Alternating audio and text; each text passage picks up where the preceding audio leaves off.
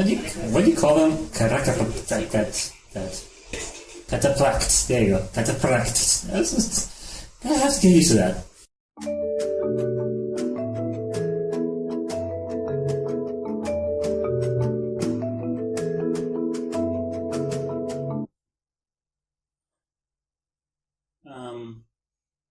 Yeah. I don't see the resemblance. What? I'm also like that. Here we go.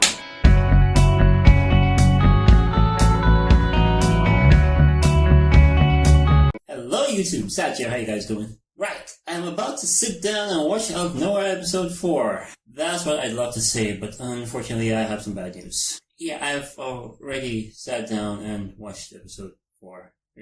Yeah, I actually already sat down and taped my entire live reaction, and it was a great episode. Unfortunately, I had some difficulties. Okay, this happened. Yeah, I have no idea where my sound went.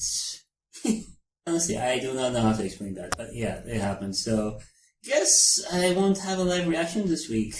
Bummer. Well, I was thinking of starting reviews anyway, so might as well use this as a sample.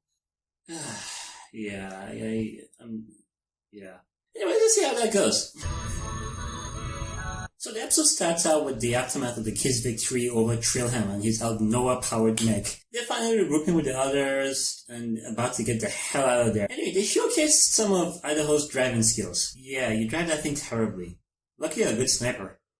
After the last episode, I wondered if anyone else saw a Salem reveal herself, but it seems only Riot saw everything. Oh, and Sling. Speaking of which, yeah, he just killed that guy, totally shot him in the gut, multiple times. That was sadistic. Yeah, asshole deserved it. Seriously, one headshot would have finished that whole thing, but he just kept shooting in the gut. Ow. Nothing we know some meteors fall. Fujitora, no! Wrong anime! The Martians' meteor bombardment was devastating. Good thing everyone got the hell out of there, and nick of time too. Shinawara is gone. It's just gone. They're gonna need to redraw that map. There are also some very heartwarming reunions among the kids. As Salem introduced herself to Inaho as Salem. Yeah, subtle. Anyway, she asked him for a tour around the ship. It was all an excuse so that she can actually reveal herself to him. Okay, that sounded dirty in my head. Okay, Inaho, the princess just revealed herself and you don't react at all. Seriously. I thought she was using some kind of holographic camouflage thingamajig to disguise herself. Anyway, she needs to get in contact with her grandfather. She's convinced if he knows that she's still alive, he will call off this entire thing. But of course, with the jamming field the Verse Empire had put up, it's proven to be really difficult. So the only option is to actually get her to the United Earth headquarters. I'm guessing this actually establishes the plot of the show. It's all about getting the princess from where they are across multiple battlefields to the Earth headquarters.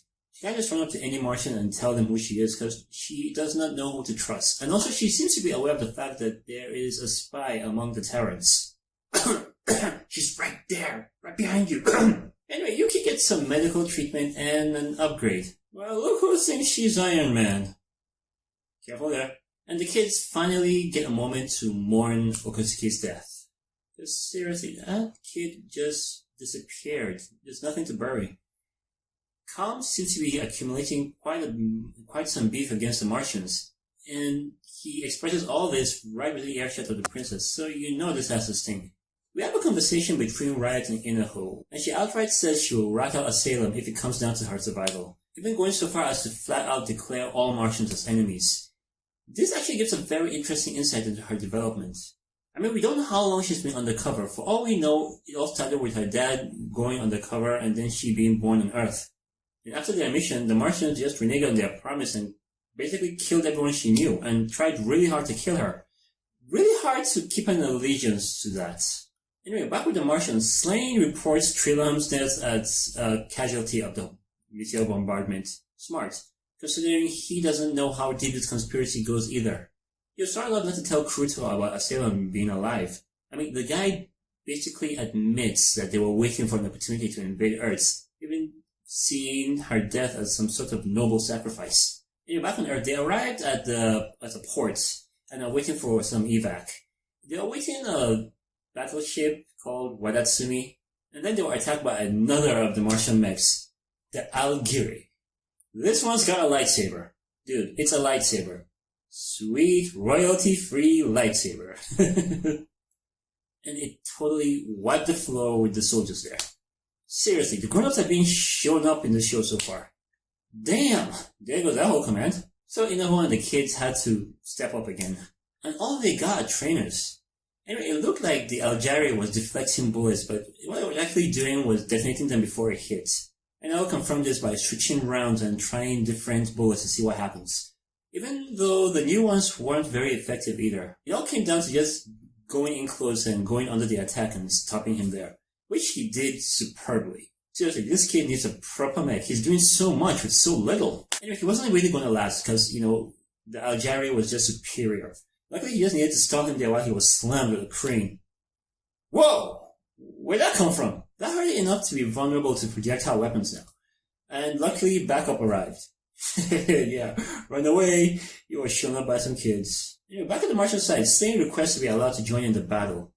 He's probably hoping he would somehow help get Asylum to safety. Come on, eventually they'll let him, even if just to let him go there and die. Okay, seriously, one of these days, I'm gonna take that stick and break it. Honestly, this was a great episode. I loved it. But I don't think this show is going to disappoint me anytime soon. It showed us a great character arc with these kids, being taken out from comfort and constantly being under battle conditions. Especially when you look at Calm, they described him as lazy and a perv, but now he's really just stepping up, wanting to be right in the thick of it, because he's really accumulating quite a beef against the Martians. He really just wants to take the fight to them. And Asylum is constantly showing, a willingness to actually sacrifice herself, even if it's just to save the few people there. It's probably because she feels responsible. I mean, they're doing this whole thing in her name to avenge her death, and right there she's still alive. I'm finding it really perplexing that the Martians didn't even take a moment to mourn her at all. I mean, the moment she died, was it even an hour? I don't even think it was 10 minutes. They just launched down their rockets and started killing people. Yeah, lots of guilt is really weighing down on her, even though she really has no control over the situations right now. And I have to say, it is kind of weird how now shows absolutely no emotion at all. We have seen characters like this in anime quite a lot, but come on, raise your eyebrow a bit in surprise. Just once in a while. Like I said, we've seen characters like this before, and they're always the smartest guys. Look how he's constantly analyzing the situation and finding very viable solutions too. He's a brain and he's keeping these people alive. Like I said, it seems so far it's the children that are being effective against the Martians so far. The adults have not been able to do much at all. But anyway, let's wait and see if things change. And I'm just seriously hoping they get out of those trainers because they're just really limited. They need to get a proper mech. Yeah, I'm wondering what could they do if they got their hands on one of the Martian cataphracts. That'd be awesome to see. So yeah, that was my anime review. Hopefully I didn't do too bad. And next week I'll try not to mess up again. Sorry guys. I like doing the live reactions too. So, till then, see ya.